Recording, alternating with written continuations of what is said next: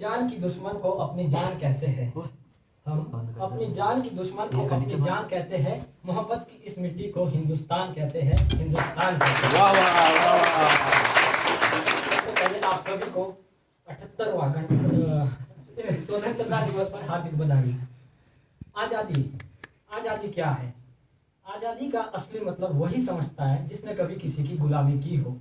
हम बहुत सौभाग्यशाली है, खुशकिस्मत है कि हमने एक स्वतंत्र भारत में जन्म लिया है।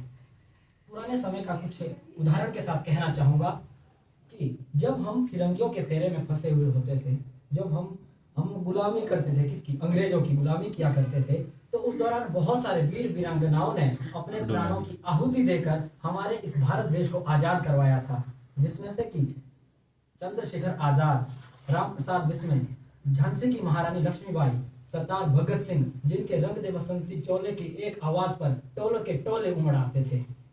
उस समय क्या होता था कि बहुत सारे जो देश के वीर जवान थे वो अपनी जान मर मिट जाने के लिए तैयार हुआ करते थे, अपने फांसी के तख्ते पर झूल जाने को तैयार हुआ करते थे, क्योंकि ये उस वक्त उस दौर की एक कसौटी हुआ करती थी।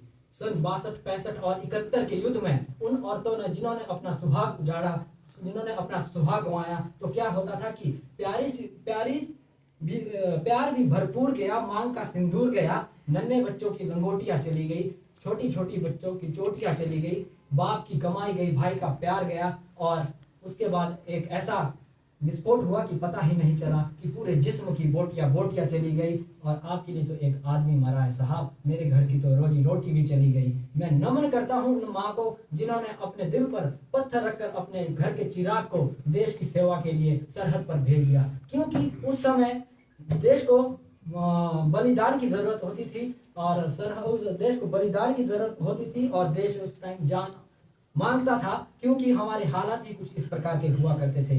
किंतु आज मैं कहना चाहूँगा, देश ना तो जान मांगता है, ना फांसी पर झूलने की कोई ऐसी नौबत है, लेकिन आज क्या है कि मेरे जो विचार है वो है कि बुजुर्गों की सेवा, गरीबों का साथ, किसानों को सही समय पर वेतन, और भ्रष्टाचार, महंगाई, और सच्ची और ईमानदारी और निष्ठा से अपने काम को ईमानदारी तरीके से करना, यही एक सच्ची देशभक्ति है। मैं नहीं मानता साल में 2 बार हाथ में तिरंगा ले जाना या देशभक्ति है। फेसबुक, इंस्टाग्राम, व्हाट्सएप पर 3 रंग को सजाना ये सच्ची देशभक्ति, या मेरी तरह भाषणबाजी करना देशभक्ति है। मैं ये नहीं मानता। घर परिवार और देश की रक्षा के लिए अगर हम हमेशा सेवा पर तत्पर है तो यही एक सच्ची देशभक्ति है।